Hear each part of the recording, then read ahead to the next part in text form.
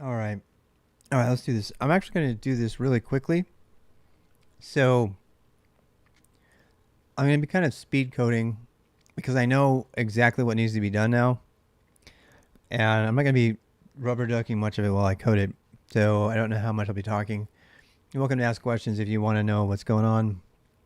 I can try to fill you in, but I'm going to try to stay focused as much as possible and not stay with the coding and stuff. So I would put music on, but I can never be sure the music's ever going to get blocked on YouTube on a video. So I'm going to leave the music off and I'll just go ahead and talk through it. So we kind of know we're going to refactor this thing. If you haven't watched any of the other conf-go videos,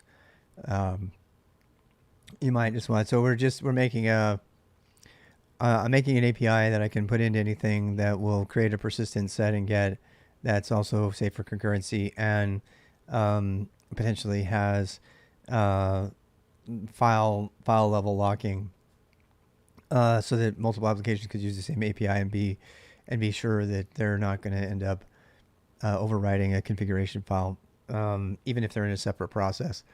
That's one of the main requirements for it, and I'm just going to put that, so kind of create an API for it.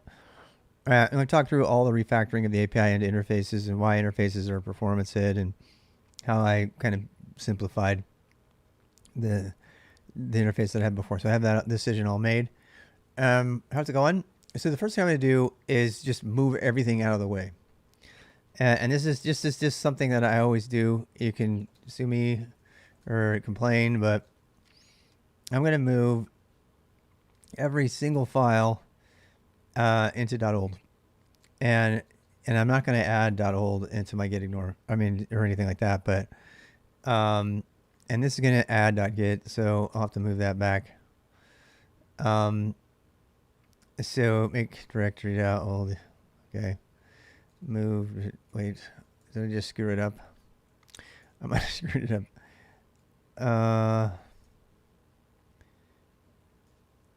Host-shell.old.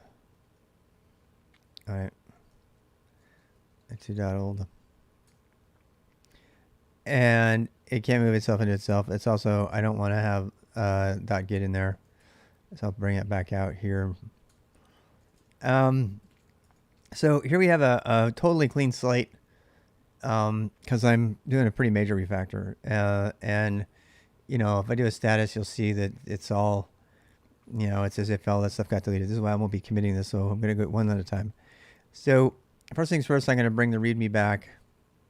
This is the only way that I know of to make sure that you're not adding anything that has reference to the old stuff before the refactor. You have to literally go through every line, and yeah, it's not efficient or anything, but whatever. Simple persistent configuration maps and go. That's all it is. This stuff can all stay. I'm going to get rid of the JSON thing.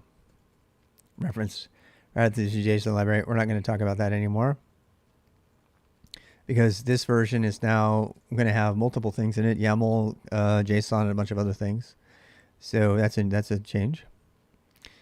We don't need to do the template, and we can leave legal. So that's why I did that. The DCO is probably the same. Yeah. Old DCO, put that back. These are the legal docs, right? The license is the same. So put that back. So if this is your first time doing a Go project, I'm going to kind of do a Go project from scratch while I'm doing it. So you can kind of, follow along in that sense if you want. So what is a DCO? A DCO is a developer certificate of origin. This states what you agreed to.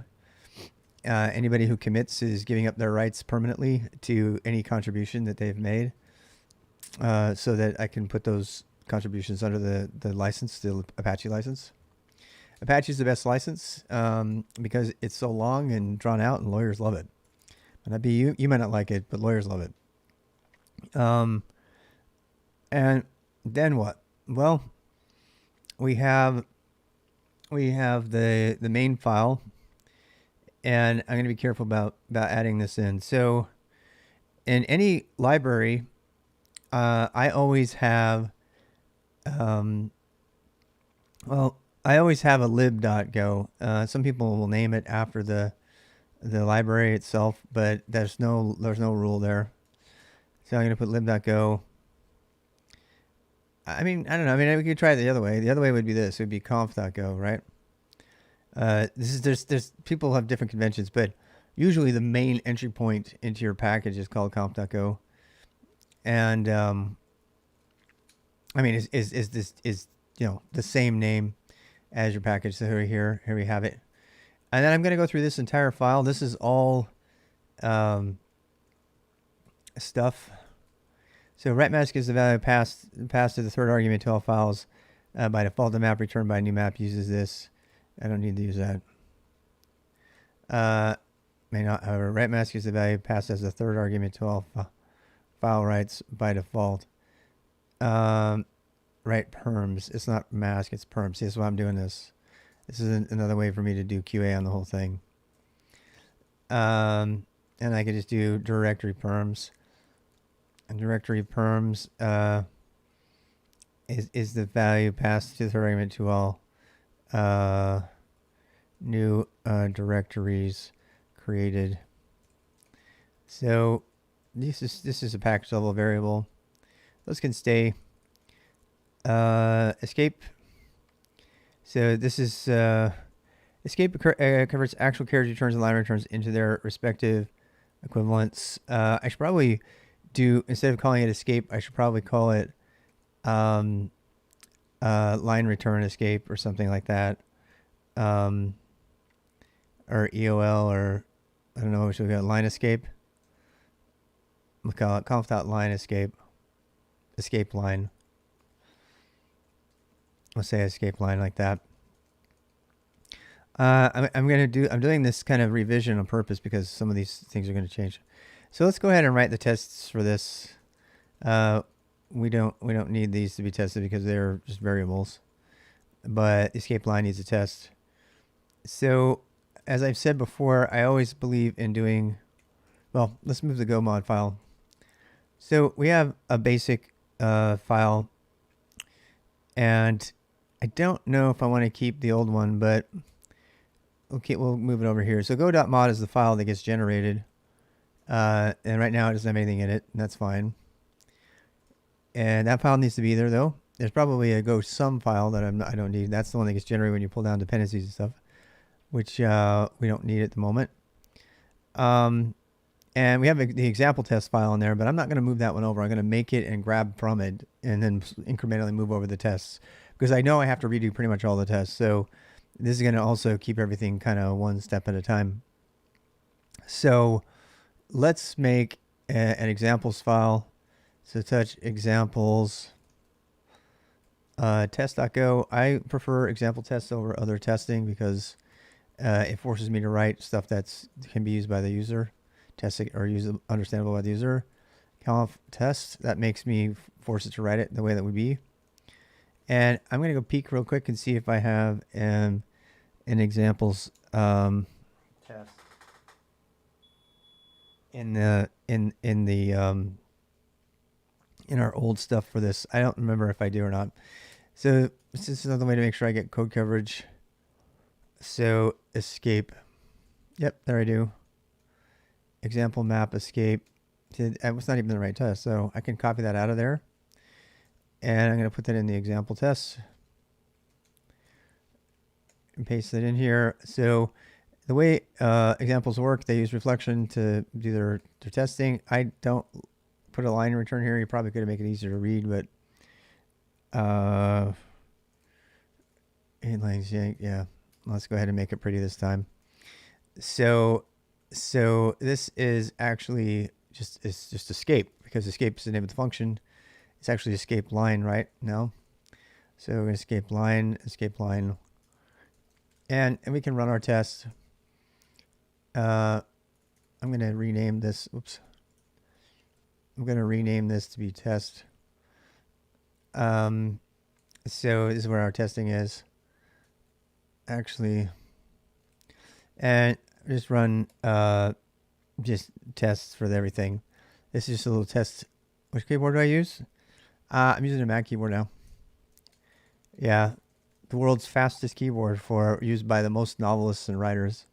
That's what I'm using, and it works. It's fucking fast.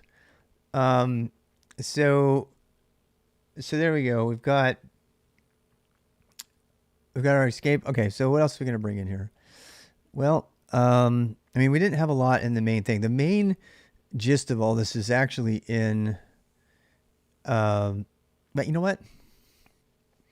We should probably do the interface stuff too. Let's do that. Let's do the interface stuff right now. Let's put it in here. So, I'm just gonna bust out the interfaces and then we'll start writing the documentation for the interface. So I know what they are already because we talked about them. So we have a type. We have a setter. So the conf.setter. And then we have, which has one set key value string. That's it. And then we have a getter. So conf.getter. And these are the one method interfaces we're gonna do. Get the key string, returns the value, returns the string.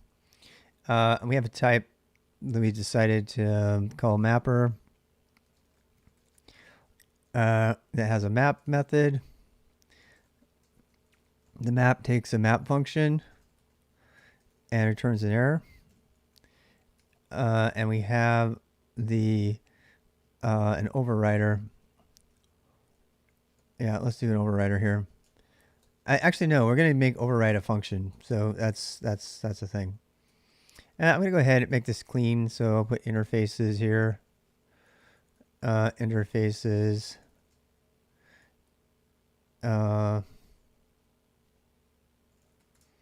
So put interfaces there. How's that? Hey guys, what was the name again that I'm trying to look it up? Which one? The keyboard? It's just a Macintosh. It's an Apple Macintosh keyboard. That's all it is. I have a gaming keyboard and then I have this one. I use this for all of my coding. It's hands down my fastest. This is a benchmark. No benchmarking going on. Yeah, I don't care. Dude, look, as I said, the #1 keyboard used by writers, novelists, and journalists, the people who actually type all day, every day at maximum rate. Do you think they want a mechanical keyboard? No, they don't. They don't. The people who obsess about mechanical keyboards really freak me out, actually. I'm like, what the fuck? Let's put functions here. So I'm going to put functions. I do type at a maximum rate. I didn't say people who have mechanical keyboards can't type at a maximum rate, but honestly, if you were to take an informal poll of like people who actually write for a living and they don't write code all day, every day, most of them would not be using a mechanical keyboard that you play games on. But if you want to do that, fine. It's up to you. The keyboard is a very personal choice. I have no problem with that, with whatever you want to use. YouTuber says, I'm refactoring my code in Python. Well, we're coding Go right now, so I don't know how I can help you. Hernandez, if you want to come in, you can just watch me code Go, but if you want to ask Python questions, you can maybe come into the Twitch chat and ask around. We don't really have any place else to ask questions right now reliably besides that. So, but yeah, I'm sorry, I can't answer your Python question for you. Yeah, it's probably your homework that's due tomorrow, right? Because tomorrow's Monday. I learned that. You have an APL specific keyboard for when I write APL? Really? That's cool. Is some super fancy jump around with the terminal? No, this is called Vim. I'm just using Vim. And I use a search-centric method of navigation and everything. Everything I do is driven based on searching. So that prevents me from having to learn 1,000 hotkeys and fancy things. I just use search for everything. I've tried to do videos and write-ups on search-centric user interface usage, but it's really hard for people to get it. So I just try to use it. Yeah, your APL keyboard. Nice. So what was the other function we're going to do here? We're going to do, oh, we need to make a type up here. So up here this is types and variables. So these are package variables. So I don't know. Title variables. Let's do types. I mean, interfaces are types, but you know, whatever. So title. Let's use Python question in here. I'm happy to give some answers. If Jimmy homework, I have no problem answering homework questions. I just am doing something in Go, so I don't want to answer it right now. You know, there's plenty of people that if you're watching on YouTube, come on into the Twitch. You can't see the people that are commenting in Twitch. There's a lot more commenters in Twitch. I refuse to put the Twitch on the screen again. I won't be putting chat ever on the screen again. So, but if you want to follow along with them, you have to come over to the Twitch community to see what they're saying. All right, so types. We need to define a type. So a simple type, I'm going to define a map func. A map func is just a function that takes a key value pair, and it's a string key value pair, and it returns a key value pair. That's it. That's all it is. It's a transformational function. So I'm going to document these things really quick and tell them what they are. But this is the basis of everything else I'm going to be making. So I won't appear on screen anymore. Sorry, Jenny. Nope. Yes, something happened. You can watch the Discord video on it if you want. So this is also being saved on YouTube. So, you know, I want to be more picky with what chat gets placed in here. So map function. So we defined a function. This is actually kind of a nice. It's not necessary to do this. I could have done this. I could have said what kind of function it is right here. But by doing this, this allows you to document the function and what it does in a separate place, even though it's just all a function type does is say this is what the signature is going to look like down here. It's mostly for just signature simplification. It's kind of nice to do that, because then I can say map func provides is passed to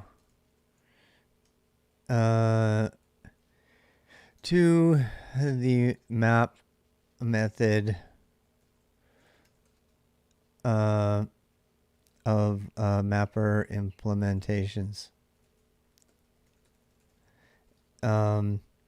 It should expect a key and value string and return a key and value string having changed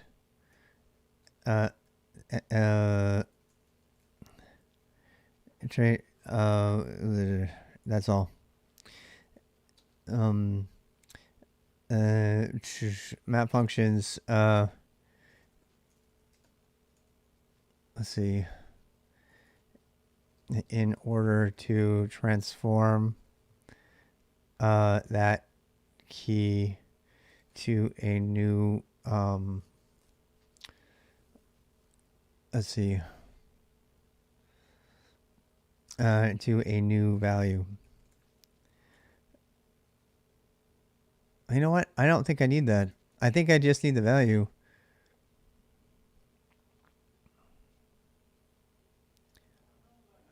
Yeah. Because if I return a different key, or like add a new key, yeah. It should expect a key and value string and return and return a string Okay. I'm trying to decide.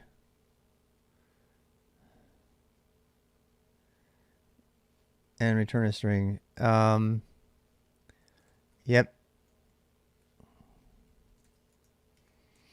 Returning, let's see, an empty string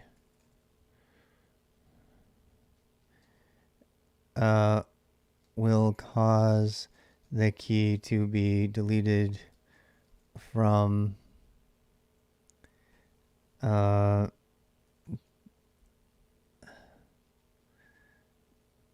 return an empty string in order to delete the key, I guess. Yep. We'll delete the key.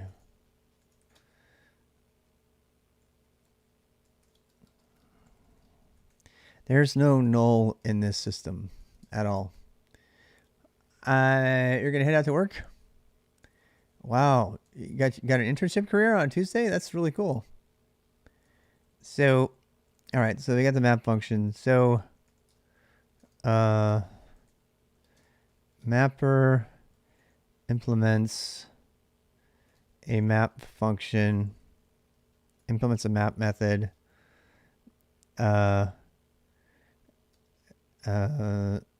to transform or filter every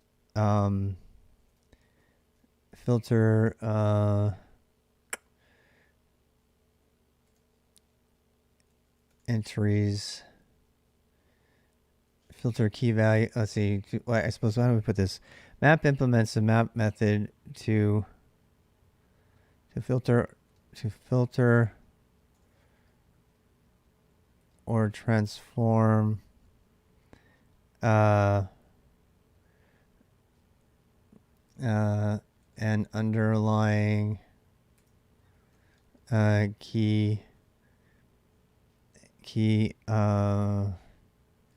what do you call this? Key value store. So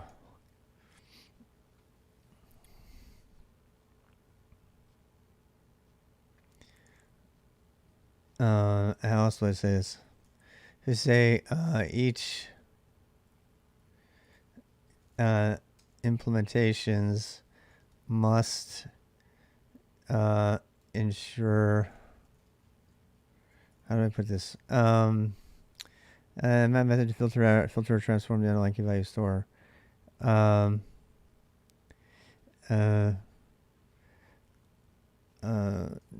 see. No order is guaranteed.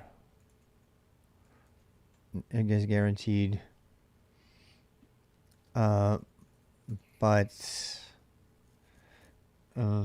the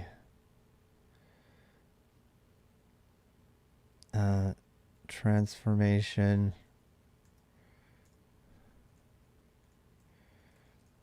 of each key value pair must be atomic and persistent. All implementations must interpret returning an empty string as a request to delete the key. To delete the key. Now this is a hard part, because some implementations may not want to do that. They may not want to, like, because, for example, if you've got a mapper implemented, if you've got a mapper implemented, the underlying implementation is using a database table, and, well, no, this is the thing. The entire reason for this is to be able to add keys dynamically, and this is this follows that would not be an issue. You should be able to remove that. So um, so I'm going to go ahead and keep that as a request to delete the key from the store. I guess the key uh, must delete the key from the store if an empty string is returned. So there's no error handling going on. I mean, you know, so yeah. Each transformation is finite, is final, must be final, even if not all pairs were able to be transformed.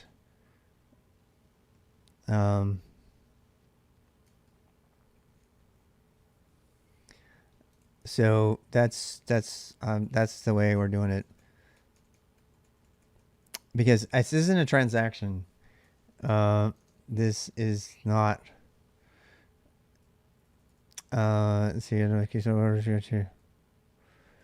Each key value premise is atomic and persistent. The call to map itself is not atomic. Yep. All right, so we put this here. I don't know how much people care about that, but that's what this is. And you know what? Documenting is a part of coding. So if it's boring, I'm sorry. So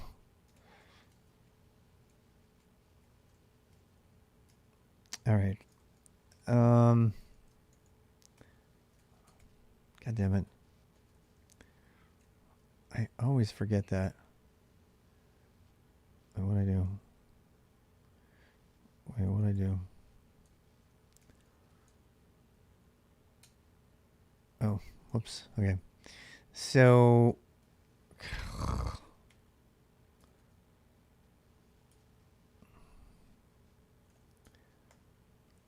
I cannot remember.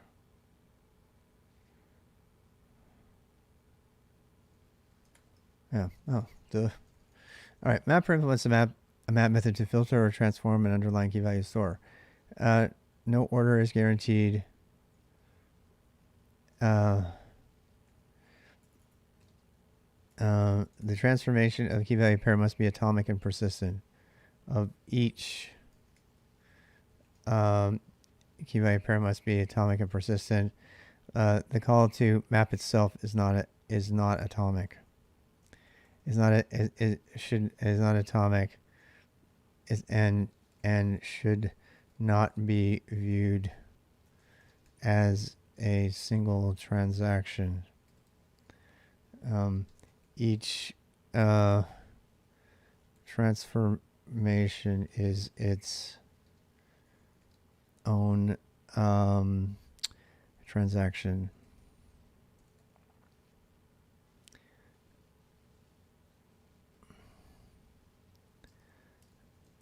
And must be final, even if not all pairs are able to be completed because of any error condition. In other words, if you're going to all implementations must delete a key value pair from the store if an empty string is returned by the map func. So we're gonna see if this is gonna work, but that's what this interface does right now. Anyway, I say coding is incidentally a part of documenting. I don't know if this is good or bad, but I keep you in the background while I write code and organize my to-dos as sort of some ambient sound. Well, I hope that works out for you, Jenny. I really do. I hope. I've heard people say they put me on to fall asleep. No kidding. Somebody told me that yesterday. Like, I've literally fallen asleep to you before just listening to you talk. And I'm like, okay, fine. Whatever. I probably would do the same too. All right. So I feel good about that. Now I know what I'm making. But I think transformation and guaranteed are misspelled. Yeah, they definitely are. Um, what's hard about this is to turn spelling on. There used to be smarter spelling in Go, and it doesn't seem to be. It doesn't seem to be as good. You know what? Let me try something. I have a rule for doc.go. Yeah. So if I change this to this, it'll turn spelling on. And if I do it now, you'll see them. The problem with that is that it also causes other stuff to have to be added, which is fine. Hack the planet. How's it going? Return to dust. Oh, that's nice. Thanks for the sub. So, yep. Thank you for the correction there. Guarantee. Yeah. Wait, what?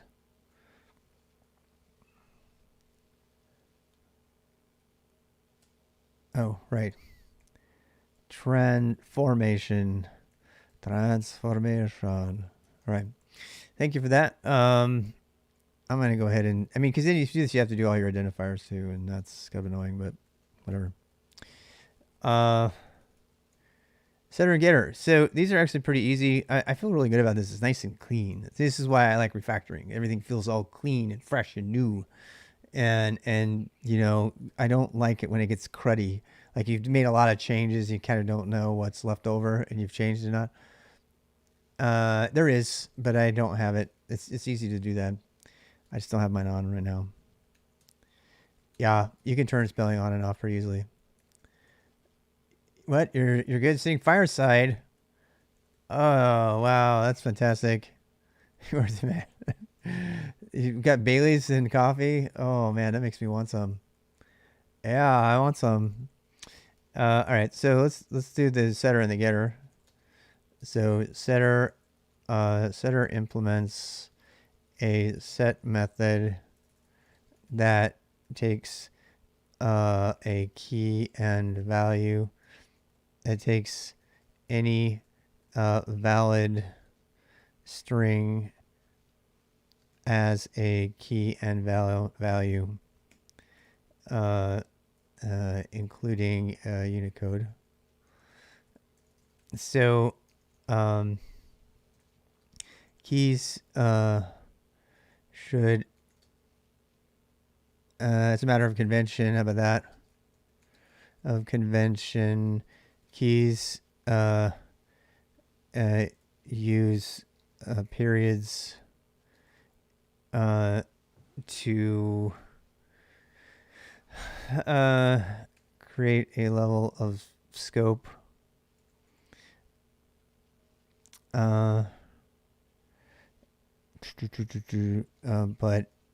But yeah, is periods. I guess what do we call that? Complex key hierarchies, paths. Choose matter of convention. Periods. Periods are often used as key paths to help with sorting and organization. organization. So it says implements the set method. It takes a valid string as a key. Period after, yeah. So I'm just gonna say that you can use that. It doesn't matter.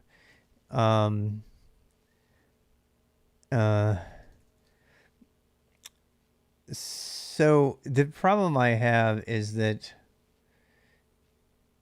I don't know if I want to codify this or not. I want to make it part series code. So you want to rust the Linux kernel? Yeah. The first thing you should do is read Linus Torvalds' arguments against it before you do anything. Periods are often used as key paths to help with sorting and organization. I'm trying to decide. Yeah, I know. My wife is all fall too. She's totally. She had her chamomile tea and everything. Master class on Node. Haven't messed with Node much. Node. I mean, Node is Node. So, what I'm trying to decide is if I want to use an empty string to delete a key, and I feel like that's okay.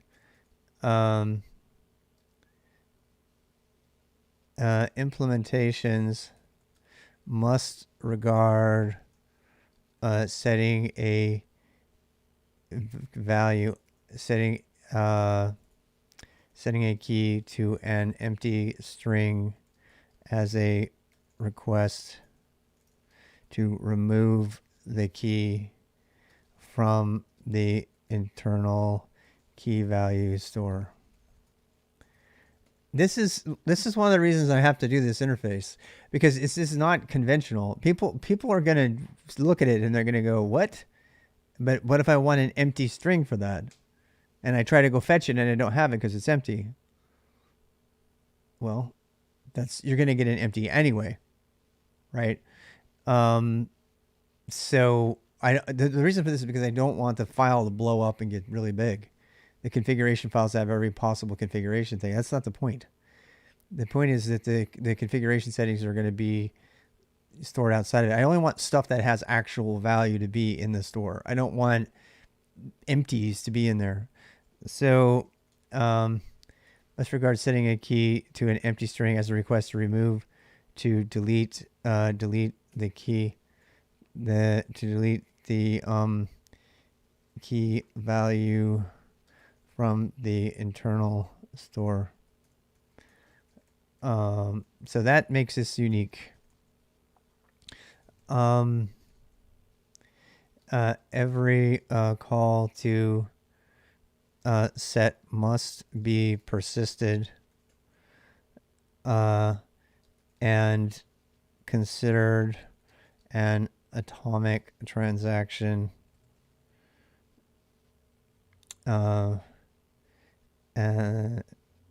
with as wide a scope as possible.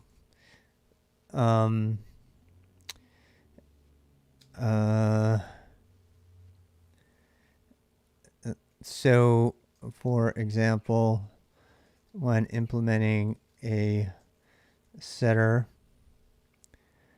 using a simple file, that file should also be locked using a conventional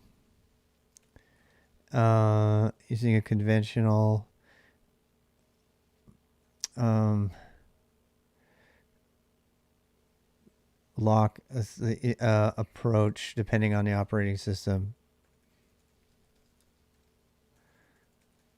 And let's see. In other words, on Unix based systems, a var lock must be created and locked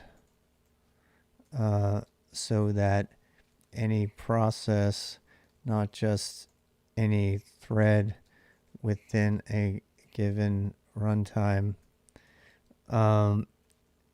will observe the lock. Will be safe to persist changes to the file.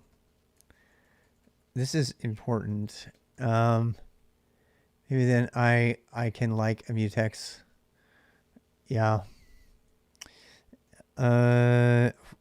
So I think we could do that. Let's see.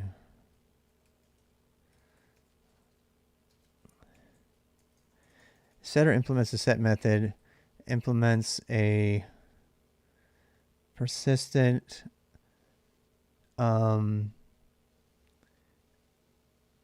atomic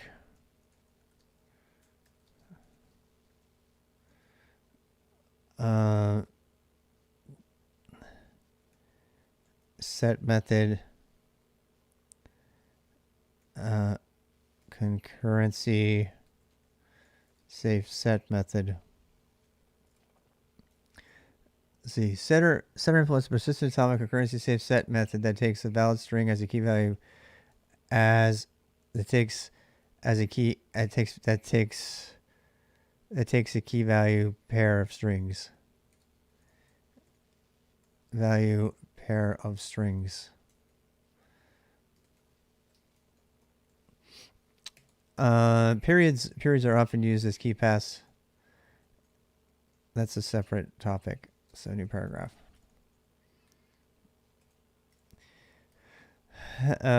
Okay. Every call to set must be persisted and considered an atomic transaction with as wide a scope as possible. For example, this is, yeah. Yep. Okay. I don't know about this. All right. For example, when implementing a setter using a simple file, when implementing a setter using simple file persistence, that file should be locked using a conventional approach depending on the operating system. In other words, on Unix-based systems, a var lock must be created and locks should be created and f-locked so that any process, not just any thread within a given runtime, will be safe to persist changes to the file. Periods are often used as key paths. Yeah. Implementations may use remote data stores and users of such implementations should expect a reasonable but not excessive, a reasonable amount of latency for each call to set based on IO performance. So I want to try to communicate. I don't know if I did that well, but what I'm trying to say is if you're calling set, it's going to be slow. You're not doing this because you want a really fast, message store. This is not designed to be a pseudo database. This is meant to just be configuration data that you should be caching. So yeah. Okay, so actually let's try this one. Alrighty. So setter implements a persistent atomic concurrency save set method that takes a key value pair of strings. And deletes any pair when set to when the value passed is an empty string. So that's the key usage of it right there.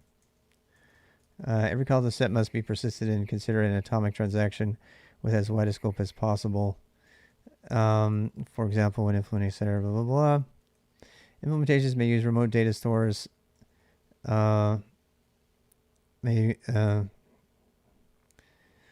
users of such implementation should expect a reasonable amount of latency for each call to set based on performance. Be sure to communicate these latency expectations in documents. So periods are often used within keys.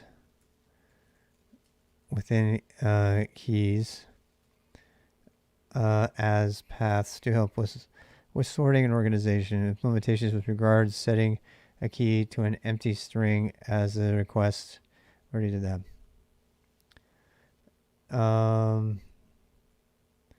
Let's see. Deletes any pair when a value passes an empty string. Okay.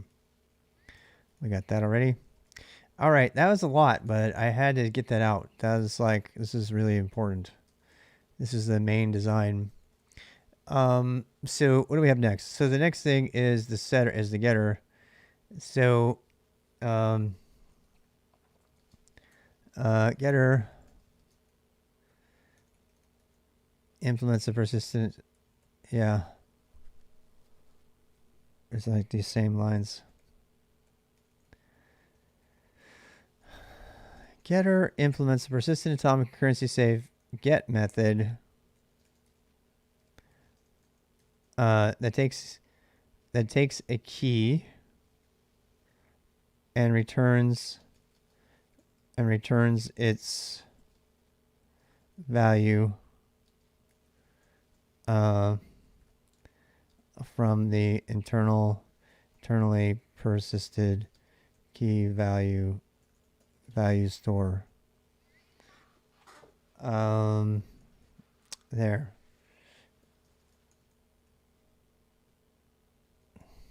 I'm going to put the C setter or more.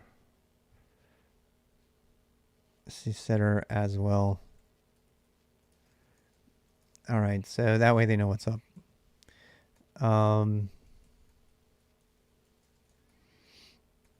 Yep.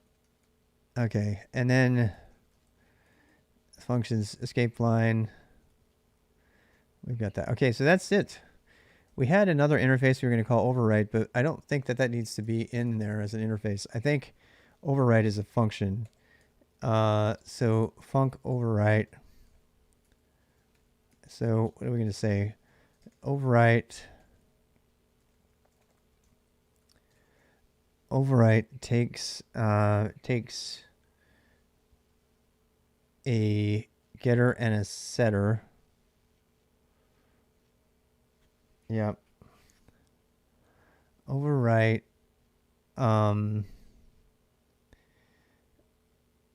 copies, destructively copies or destructively sets sets the value. It's just it sets the values. Let's see. We're going to have a list, a way to list them all. Overwrite destructively. How are we going to do this? Sets the value of the target from the value associated with the key from the source.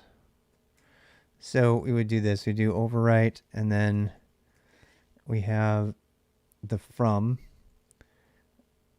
right? So, and the from to, we would overwrite from to, I don't know if we should do from or to. We should put, hey, somewhat sidewalker. I wonder if we should do it the other way.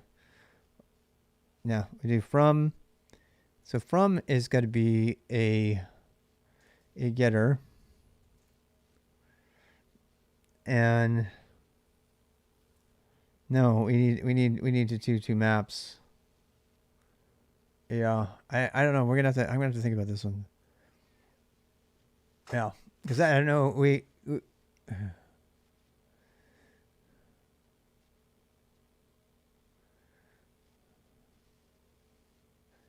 I mean, it would have to it would have to implement the map interface. Yeah.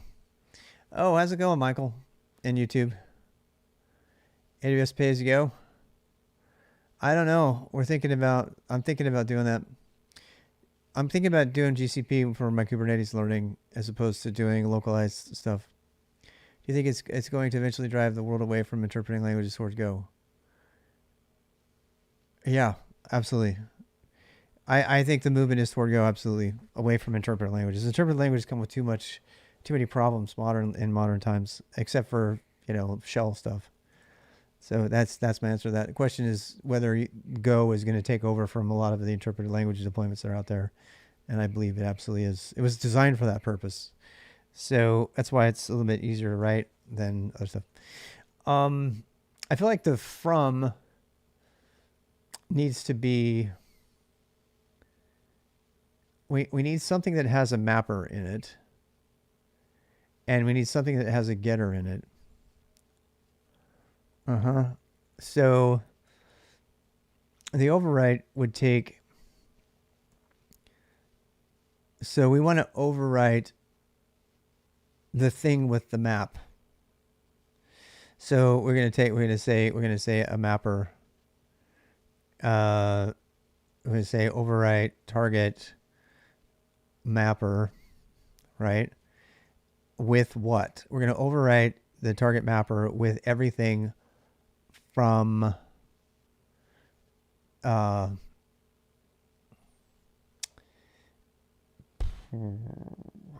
trying to think about this. How we did from the source, and I think they both have to be mappers. Yeah. No, they don't. No, the target. No. The source has to be a mapper because we got to get every single thing. And yeah, there's no keys here or something like that, and I don't feel like we need that actually. So, and the target. So the target has to be something that has a setter. That's it. So that we're going to overwrite the target from the source of the mapper. Target and source. So, and so target has to implement set, and the source just has a mapper so that we can iterate over everything. And this is just a kind of a convenience. So we can, for this, we can say I'm gonna have to test all this stuff. We could say,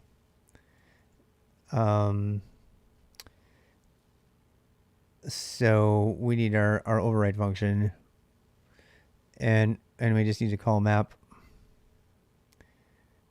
So we do source dot map, and then we put a function here, func k comma v, and then it needs to return. The function needs to return a string, and so yeah, and then we're gonna say. Yeah, and overwrite, I guess it should have an error return if there's a problem. because map does require that we return an error, right? Yep. So we can return all this. Return source.map. And then in here, we just need to have to write the function that does the conversion. It's a small thing, but I want to get it in there. Konnichiwa, how's it going, funcmain? So what do we want to do? So for every item from the source, we want to set it in the target. So we want to do target dot set key comma value. That's it. And I don't understand why that wouldn't work. And we're going to use the interface for it. So, every single set is going to be persistent. So that's actually probably enough right there. Conf-85. Okay, so, key value. These have to be strings. Yeah, I can actually.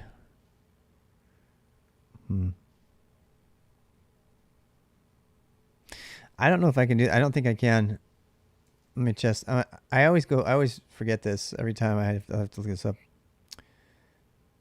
Yep. Return error. Wait, what am I missing? Oh. Shit. Wait. That's the function we're passing in. I keep forgetting. Yep. So. And the map function has to return. We're going to return nil every time. I know. Yeah, because it's. No. Oh, what? Oh, this is much easier than I thought. So target set.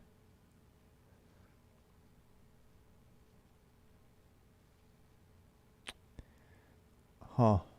Yeah. Interesting. I'm just looking at my map function. I'm trying to just avoid writing like a map filter and a reduce. So if I do set key value pairs, I still have to return the value even if I set it, right? So actually let me do this. So mf equals func key comma value string returns the string. So there's not going to be any transformation here. This is just iterating through all of the key value pairs. Yeah, and it's just dropping out the return value. It doesn't care. It doesn't care about the return value. But I can't return empty, because if I return empty, then that technically should be saying the thing should be deleted. I don't want to do that. So we need to do target dot set, kind of a closure actually, key equals value, and I'm just going to return the value. So just returning v will often be the thing. I should probably put that in the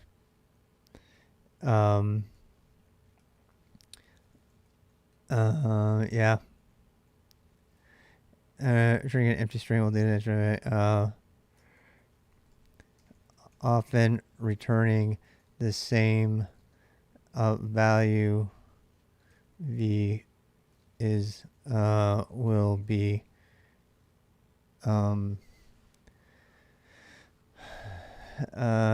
acceptable when in situations where transformation is not required, such as aggregations and filters. Okay, so alrighty. That's kind of what I was trying to get up there, since I just hit that problem. So now we have a function, key value pair string. We're going to set it. We're going to return the v. It's going to get dropped on the floor. We're not going to use it. And then down here, instead of all of this, I could just put MF, but I'm gonna keep this nice and terse. How's it going, Taniwa? So this is one of those cases where it's just a way to iterate over every single item in the map, and do something with it. And that's all we're doing. And target here is actually closure, so this gets embedded in the function. So yeah, that's all good. Yep. That should work. All right, so I should probably now that I've got my interface done, I should start making a couple like minimal implementations of this that use basic file persistence with JSON or something like that. And then I can add to this package, I can add multiple struct implementations of this that do it in different ways. So, YAML, TOML, JSON, key value pair store, properties file, SQLite, whatever. I can write all of my different methods here of persisting things, and then any of my applications that use it can decide what way they want to persist something. But if I have an application that wants to change how it persists or fetches its configuration, it can do so by just changing the struct, and it can start using that struct instead, because the struct is still going to be fulfilling the same interface. And this is why this is really great, because by doing this is why I spent so much time on this interface design, because by doing this, if I decide later, let's say I'm working on a little project and I have, just a few key value pairs I want to store in a conf file that's just got equal sign as a delimiter. And let's say it gets a little bit more involved, and it's like, it would be nice if I had an actual JSON file, or that all of a sudden I want to make it so that I can fetch that same property file from the internet, right? So I may make a change and say, no, I actually don't just want to use a simple file store. I want to use a remote file store, or one that has the ability to do that. And I would have to rip out all the code and change every one of the structs unless I had an interface. But by doing this, if I change my mind about how I want to manage my configuration data, which I do constantly, I don't get burned by it later. So because I can just swap it out for another implementation and say, well, actually, I like this application now has, the ability to read from HTTP, or I can make a struct that uses, multiple methods. It says, look, if I find a file here, use that. Otherwise, use this over here, XDG, whatever, or Free Desktop Foundation kind of stuff. So the reason that I'm spending time on this is I want to avoid the problem I had that's causing me to do this in the first place. So let me just back up a bit. I've made, I don't know, 5, 6, 7, 8 programs that all use this kind of intelligent.config in your home directory kind of place to go look for stuff. And the problem is that initially I was like, oh, it's all about JSON, let's do JSON, right? So I did it as JSON, and then I did another version in Bash, and it was like, this is like way overkill. JSON is not needed for this. It's just key value pairs. It's just a properties file. And so I started doing that. And then I was like, well, gosh, these other applications are using a different form of configuration. I can't go back and forth. My Bash code that handles those same exact configuration persistence files can't be done in Go. So my initial intent was to create a Go version that's exactly the same as that, hard concrete implementation of that. And in the process, for microservices, you like to use env config. Yeah, that might be one worth looking at. I mean, this problem that I'm having right now has been used this is not a new problem. This is something that everybody has solved in different ways and over the years. And they're using, see, this idea of an environment, the environment is usually the thing that keeps coming up, because that's usually a key equals value pair, and it's almost always a string, right?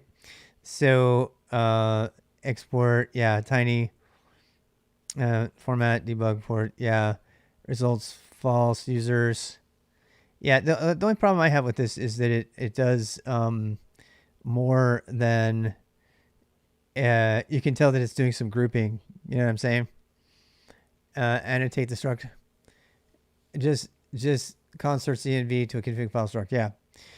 And that's really all I'm talking about. I don't like this one because it's got metadata in it, and it seems to be breaking stuff down. Um, I'm not a fan of this at all. Uh, because I don't want this. I want straight up key value pairs. That's it. And I never ever want to add multiple layers of configuration and structure to my configuration files. That's the reason I want to do this. I think our entire world is being destroyed by complex configuration files, and I want to simplify that as much as I can. And if that means breaking it down more fine, I would rather do that in separate files or separate stores than one massive 8 levels of indentation YAML file.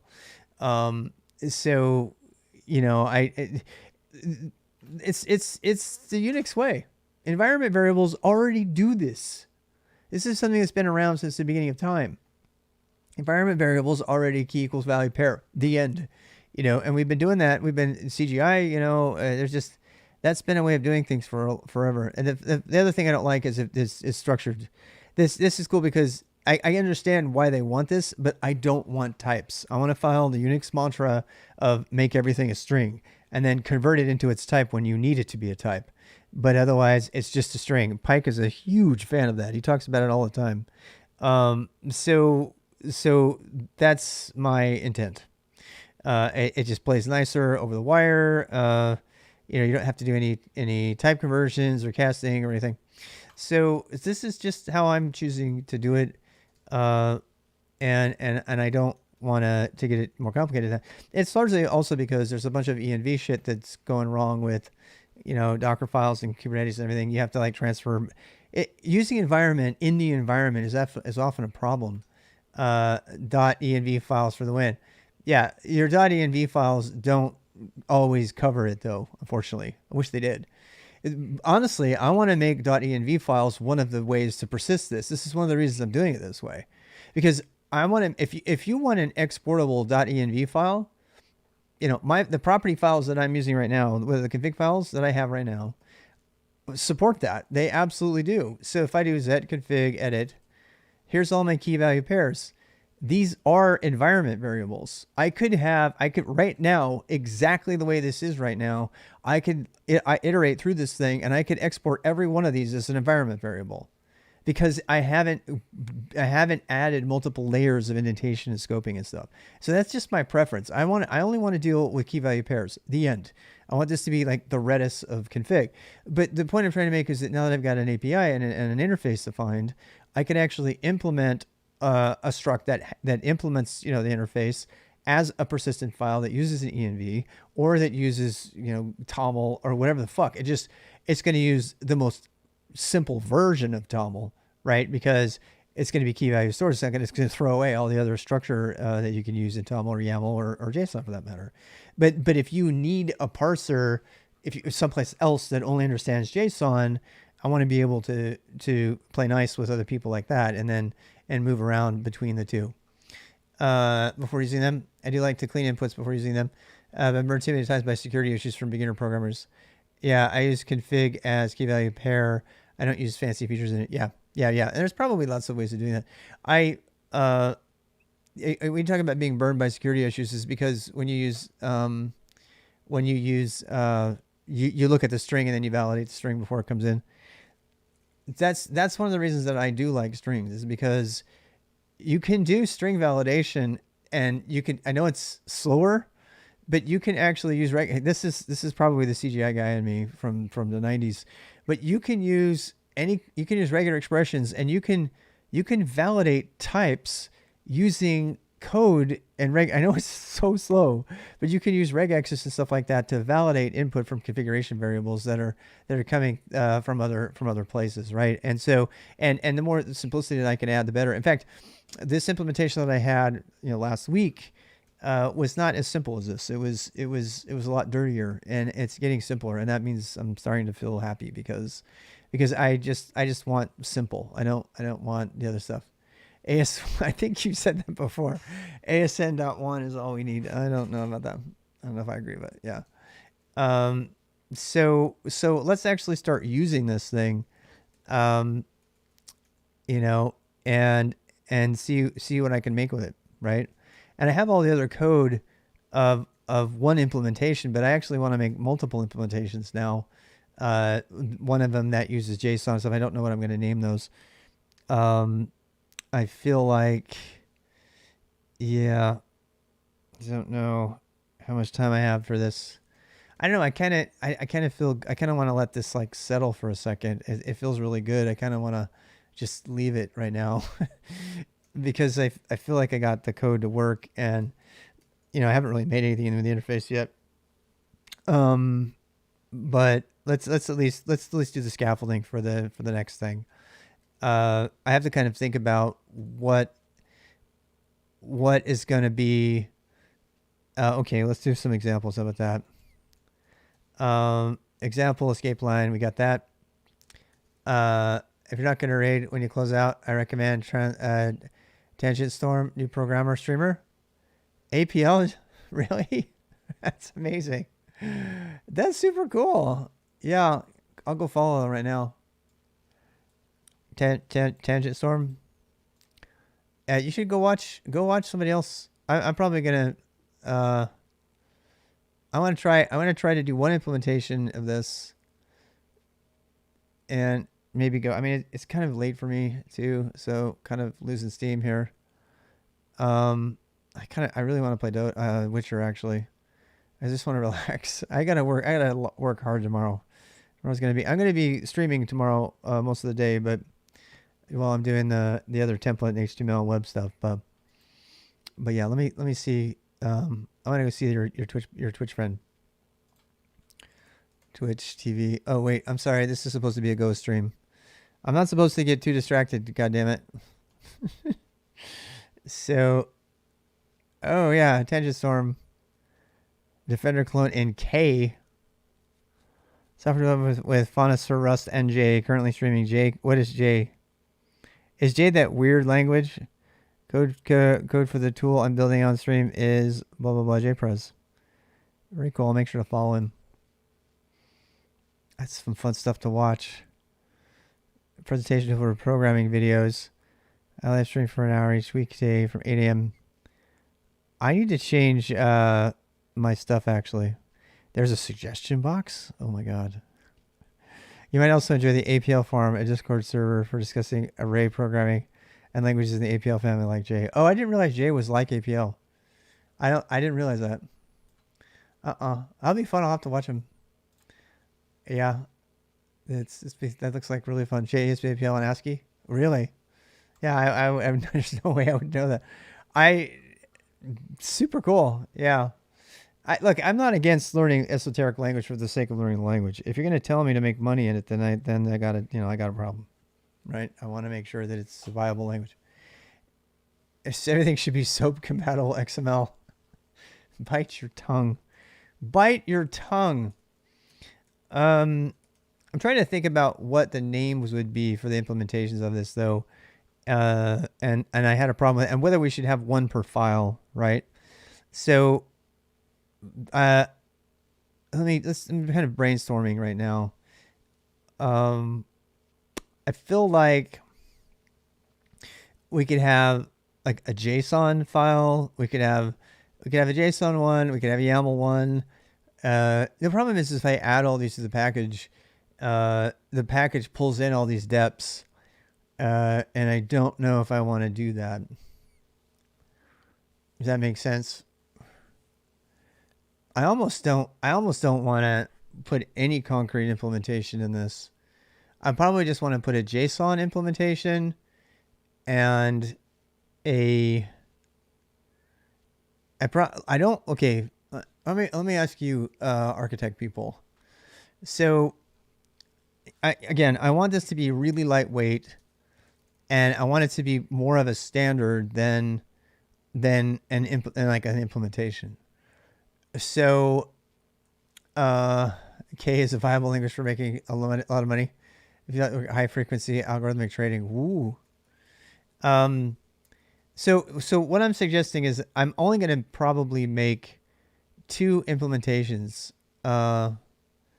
Rockstar language. You're a rockstar programmer. That's cool. But so if we did, I think that we need to have a JSON.go, which just implements it using a single key value store of JSON, which is what they originally did. And we need, and I'm going to call it prop. .go. I don't know if we're going to call it prop or props. What should we call it? It's JSON properties file. It's the key value equals thing. It's actually more of an env thing. Maybe we should call it env instead. Conf.env.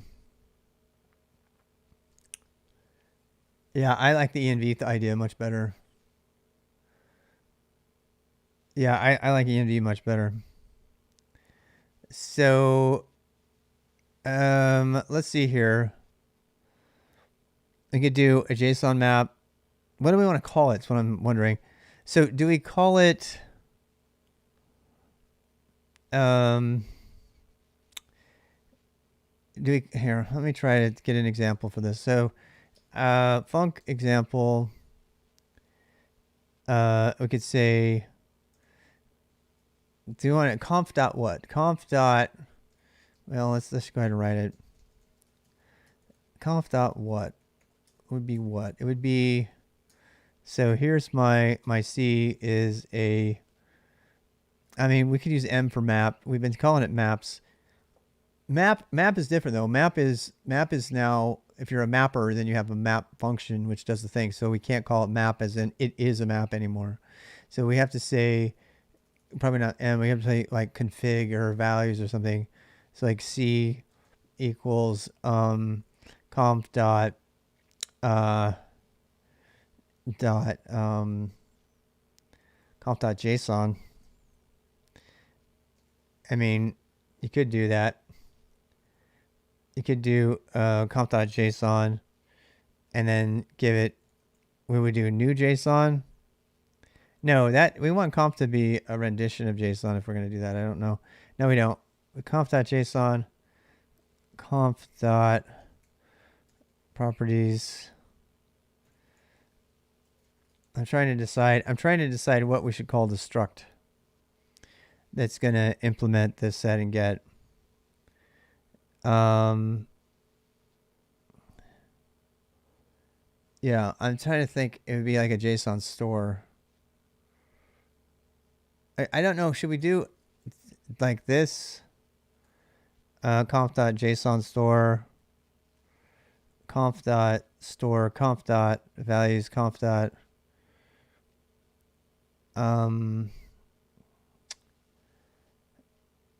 Yeah, I don't know what kind of store. I don't know what to call it.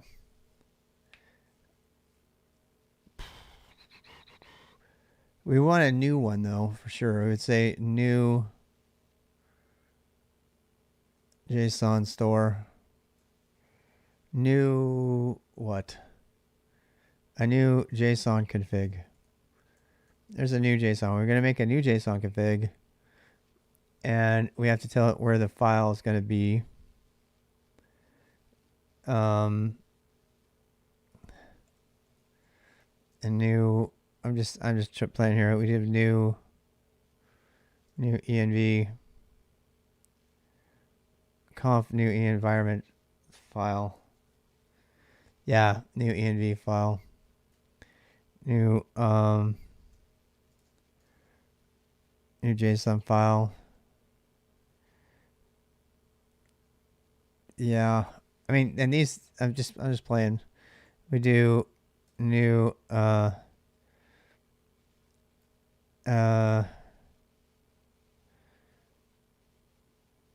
we could do, I mean, I don't want to give people too many options. New env file. This, if we do new env file, it's gonna, like, if you don't give it anything, it could use the XDG. Otherwise, it would use the XDG. It would not use the XDG. So, and then what do we call it and stuff? I'm trying to make it easy to use, and I don't want it to be too fancy. If we give it too many parameters, it's like too configure. It's too like I honestly, this is what I want to do. I want to do new, and I want to have this to be the default. And I want this to, by default, that makes detects detects exe name and xdg config home. I want that to be like the one that most people use, that I'm going to use the most. Conf.new. I just want a new conf, and then I don't even really want conf.new. I could just say conf.open or conf.load. I don't know if I want load or open. I think probably load, or conf.read. Probably read. And that sounds better, because it's kind of like it's reading whatever the default configuration is. Conf.read. So I want to read the default configuration for this file. This is pretty self-intuitive, right? So see this conf.read. I want to go read the conf. And that makes a new one and sends it. It's a new thing. Yeah. I like that a lot. I'm gonna keep that. So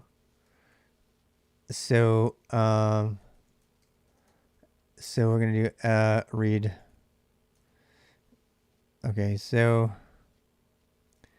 it detects exe name and xdg config home. So if you do a config file read like that, okay, now you're gonna get an object that's gonna implement what? What is that gonna give you? That's gonna give you I mean, you really don't care about the implementation if you do it like that.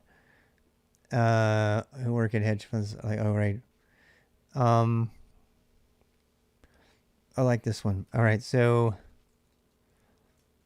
let's do this. Let's do os.set in environment. Is it environment or environment? I can't remember. Examples. Yep. All right, so yeah. Set environment is home. We're going to make it test data. xrob. And that's my home directory. So for the sake of this test. And this is going to grab it. Yeah. Output. Foo. All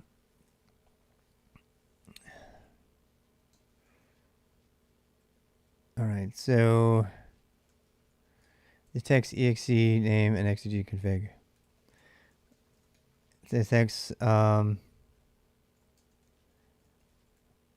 keyboard name and os dot user config dir. Yep. All right. So c dot read.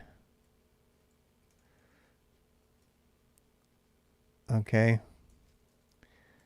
Name and os dot user config. This is good. This is good, because I want to write how the thing is going to be used, which makes me happy. It's much more readable code that way. All right, and then what? All right, so we want to have that be readable, and this is a main use case that I have right here, the main one, and we want to read test data. So, and then we want to do c dot. I mean, if it's printable, I don't know if we want to do print or not, but a printable has a print statement in it, and it prints it as the same. So that's actually probably another interface we need. Yeah, I could probably do. Wait, bounce. Take care, Taniwa. So we do c dot right. No, we're gonna c dot fmt println c dot get, and we'll say foo, and that'll pressure print foo. All right, so there we go. Expected package found EOF. JSON.go. Not a thing yet. So I don't know. We're gonna do. I think we want to probably call this env. I mean, I really don't need to have it in a separate file. I could put it in the same file and just put it down here. So we have interfaces, types, functions, and then we have struct implementations.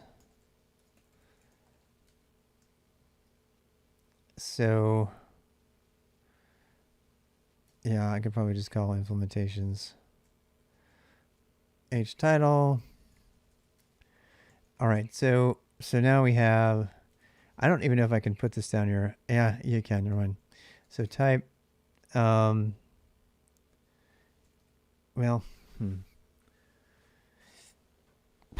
We need to have the default type be. I mean, we should probably have it be a package variable that they can change the default type for the whole package. Do you know what I mean? So like, if somebody only wants to do, if they want to change read to only read certain types, but then that's gonna slow that down a little bit. Be like, no, I don't want to do that. It's too much interaction. All right, so implementation is going to be. Yeah, we're going to have a read function for sure. So we need a struct type. Now,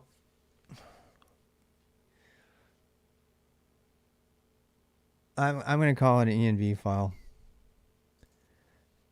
Well, it's an env file. An env file is just key equals value pairs. The end. And I like calling it an env file because it can't have more than that, right? Env file is a persistent implementation of getter, setter, and mapper that uses a traditional key equals value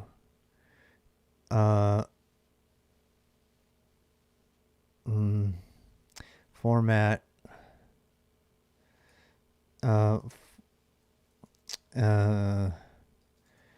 that's all.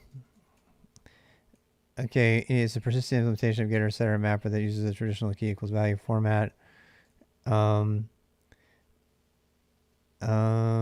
It's actually valid. It's actually valid bash,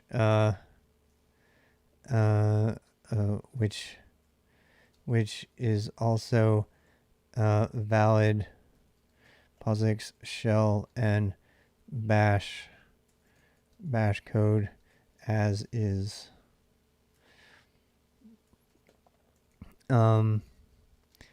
Comments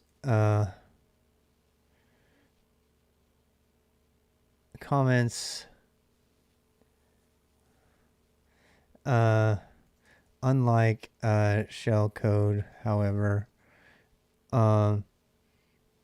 only key equals value lines are allowed. Comments, no comments, blanks, etc. Okay. This, I mean, that's kind of the whole point. All right, so that's our struct. EV file is a persistent implements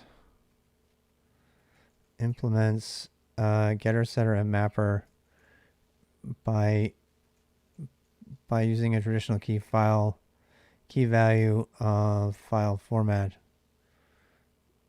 Nice. Unlike shellcode, however, only key equals value lines are allowed, no comments or blanks. I like this. So env file implements that stuff, and then its internal struct is, whatever. So we're going to have a map string as its internal cache. And yeah. Um,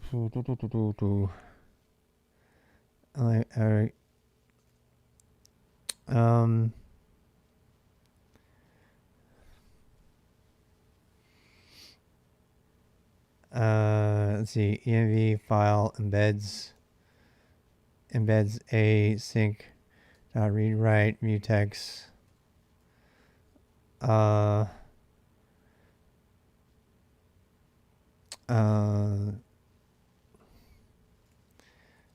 For locking and concurrency safety.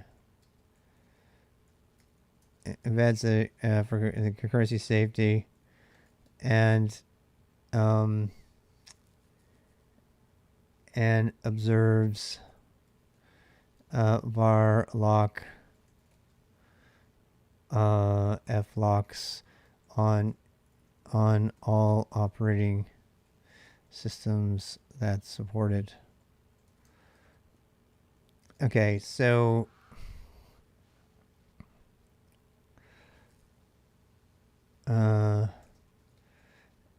allowing set get and map calls to be coordinated across processes,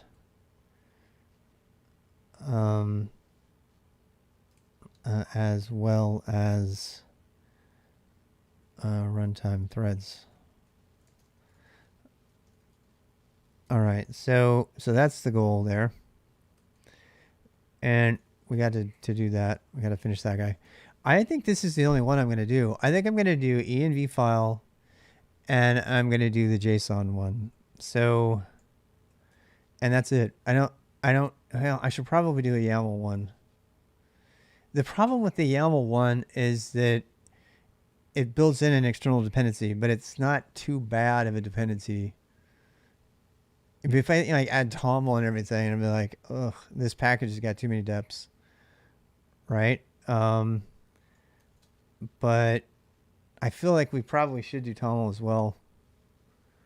But I don't know. We could put that in a separate package so that this package doesn't have a ton of external dependencies.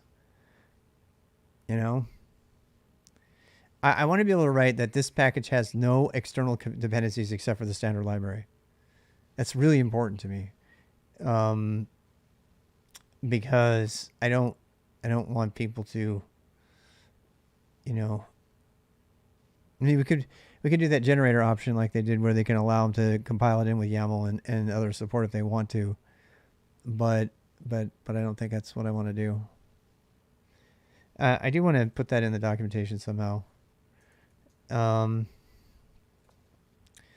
So I'm going to move the old doc.go to here. Go, we say package conf, a simple persistable configuration map that is safe for concurrency and parses much more. No, this whole thing needs to be rewritten. Then YAML reduces for simple key value data. Persistable config. I don't want this. I don't know why I did that. I'm gonna put that back. I don't want it at all. Doc.go. So we want to say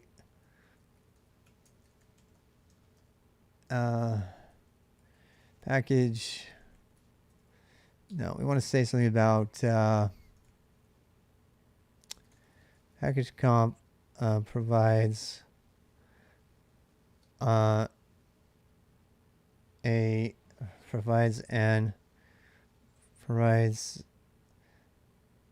setter, getter, and mapper interfaces for dealing consistently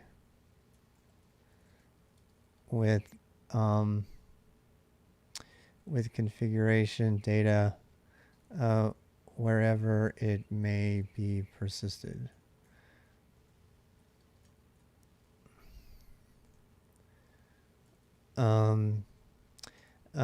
two implementations are included. env file and JSON file. Okay.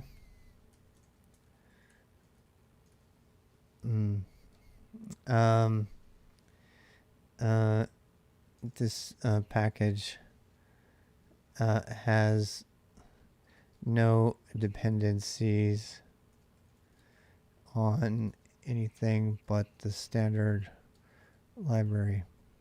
And never will. So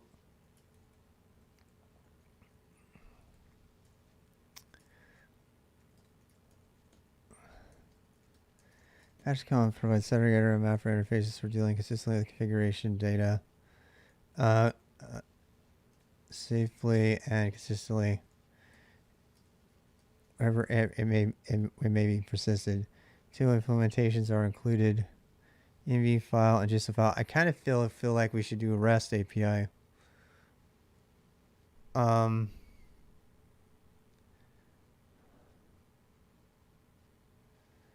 feel like we should do a JSON URL. Hey, Darth Vader.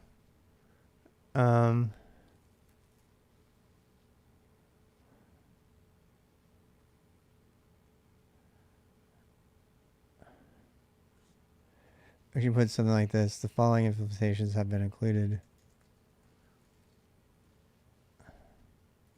Interchangeable have been included.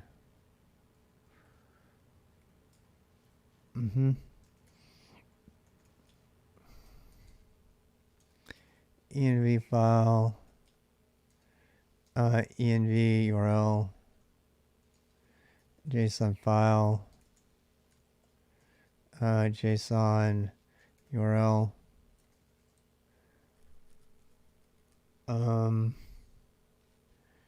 I'm not going to do YAML. I should probably do YAML, but I don't want to. You know why? Nobody uses YAML for key value stores. They don't use it for that. That's not what they use it for. We're talking about simple key value pairs. There's no reason to use anything besides the env file or refig URL. Yeah. JSON file, JSON URL, env file, env URL. So if we do the URL, we're gonna have to have like a REST interface that does a post or something. Yeah, we should probably make a GraphQL one too. If we made a GraphQL one, it would be key value pair stores in a GraphQL thing. Yeah.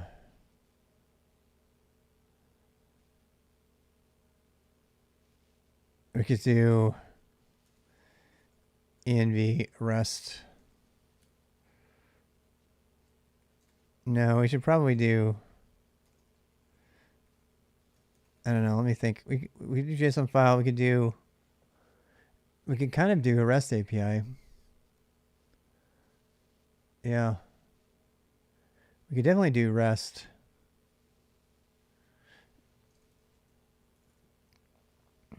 Conf.rest. Yep. Because we could just use basic CRUD stuff for the key value stores and be done with it.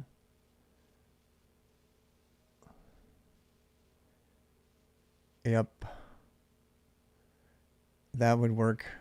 We would just have like one endpoint to go get all the data that we want instead of having it be a URL.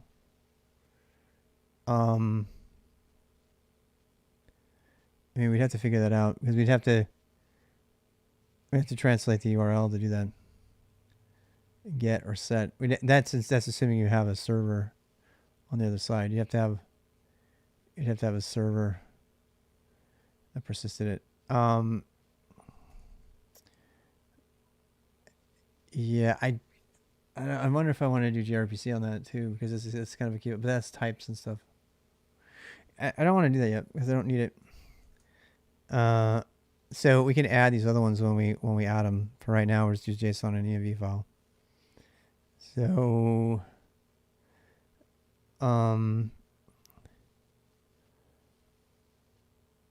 yeah, I mean we could use local env conf.local env local JSON local JSON. They could use XML, yeah. Local JSON. Yeah, I'm trying to decide if that's the better name for it. I don't know. So, yep. env file.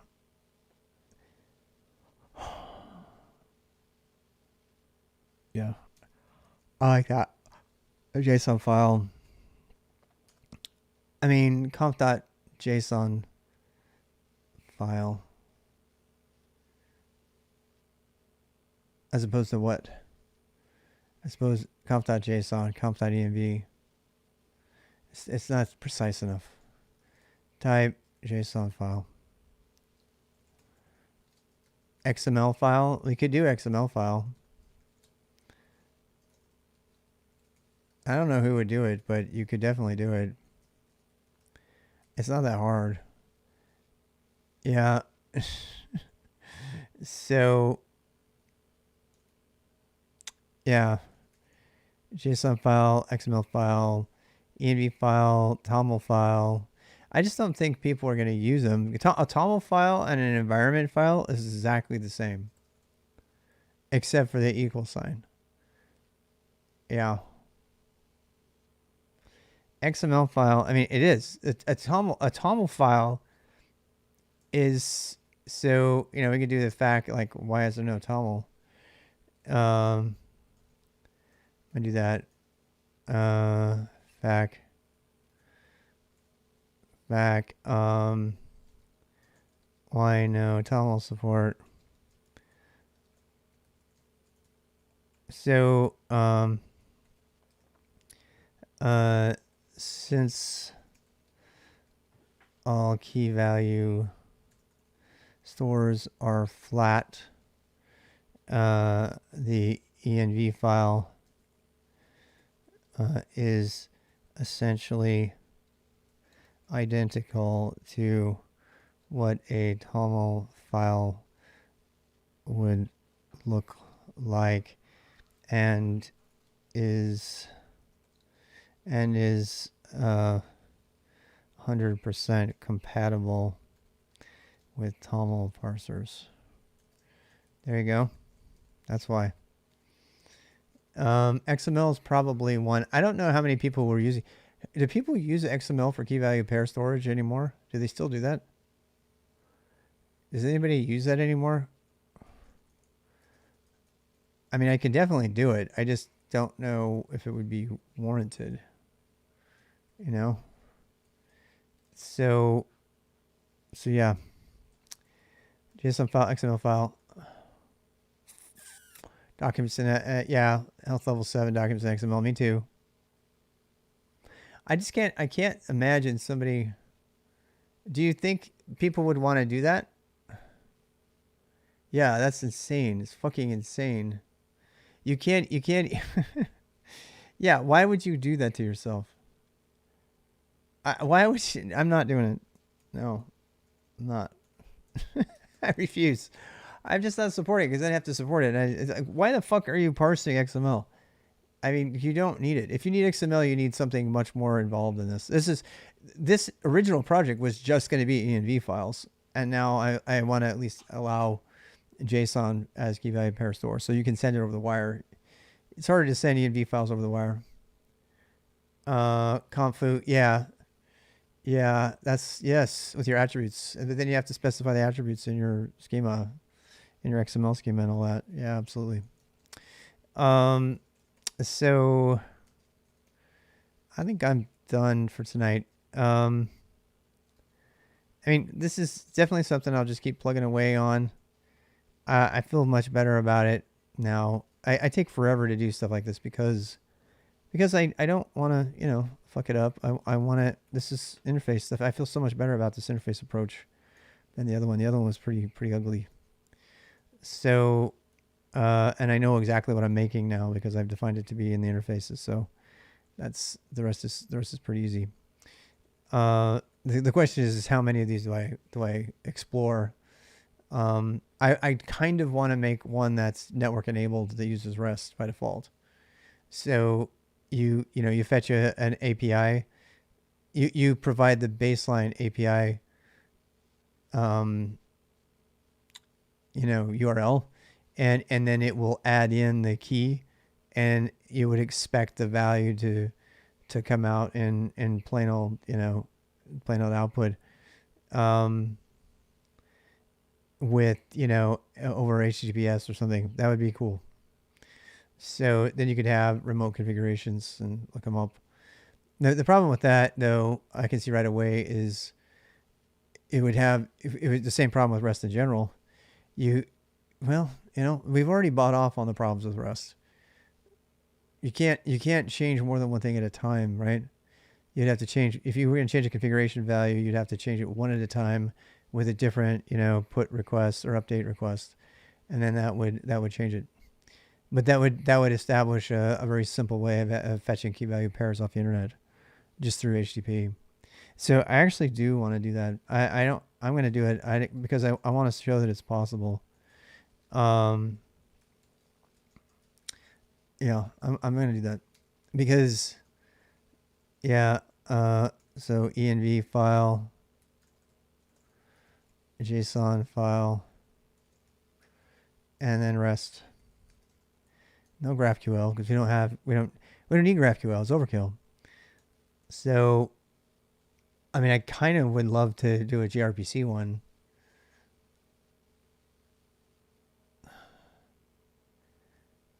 Yeah.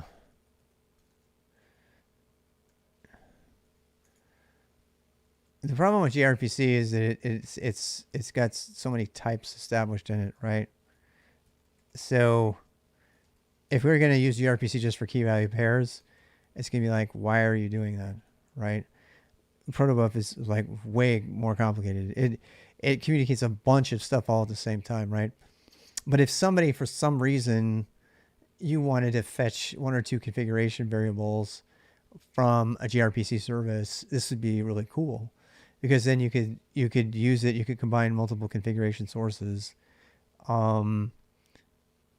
into a thing. In fact, the way we're working at it, you could have a config group, which would have more than one configuration source, from different places. You can bring them all together into the same sort of hash, and then have a singular access point for all of your configuration data, even if it's being fed by multiple sources, even across the internet. So that's something I could get behind. So I do want to network enable it, and I think it will be fun to show that we can create a network enabled version of REST, and then we'd have to. This is not making any assumptions about how the REST API has been implemented. It might be fun to look at like Swagger and see, if to just make a baseline REST API, what's the most compatible REST Swagger way of doing that. And I think it's pretty much just having the version endpoint, and then just having the configuration file be a name that you fetch, and then you just fetch it and returns back as JSON or whatever, the thing that comes back from it, and then you just interpret that as your thing. But it would have to. The question is whether you would do the fetch every time, and you probably would have to do that. So the set and the get by definition says you're going to get that every time. You're going to fetch that configuration variable every time you call get. That means the caching is up to you to do, and I need to put that in the conf. So even the persistent atomic persistence, get results must never be cached. Get results must always be the most current value. This means get results must always be the most current value, leaving the decision to cache get requests to the caller, not to the implementation. For example, when implementing a key value store as a REST API, every call to get would be an HTTP request. Get requests. I really want to make sure people understand that. The get results must always be the most current value. To cache get requests to the caller, not to the implementation. For example, when implementing a key value store as a REST API, every call to get would be a separate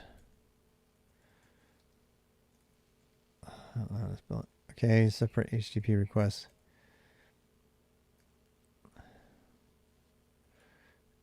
All right, so that's important.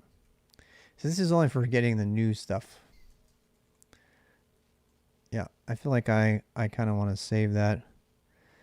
I mean, this, we need to tag this as something else though. I'll leave it there for now. I'm going to go ahead and implement this easy one, and then the env one and the JSON one, we'll be done with this tomorrow probably. Yep, that's good though, because then I can do the rest one.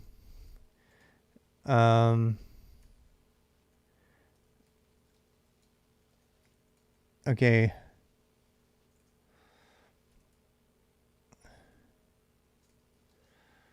I'm going to say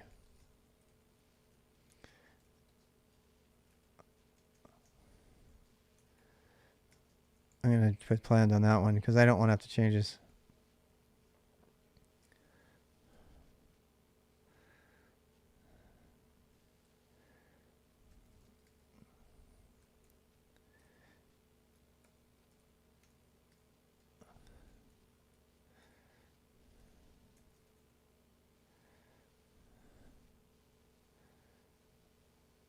Okay. Well, we can't use gRPC because it's not in the standard library. Yep. So I took care of that one. Yep. That means the rest one we could just use HTTP. We could be fine.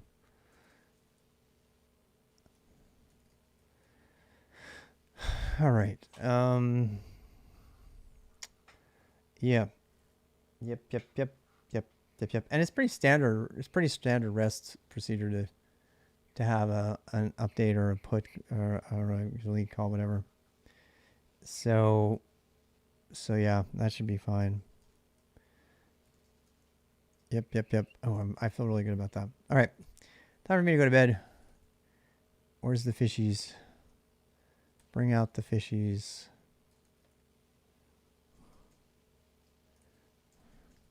Bring out the fishies. See you guys. I'll turn some music on or something. Where is my music? Oh, wait. Bye, YouTube.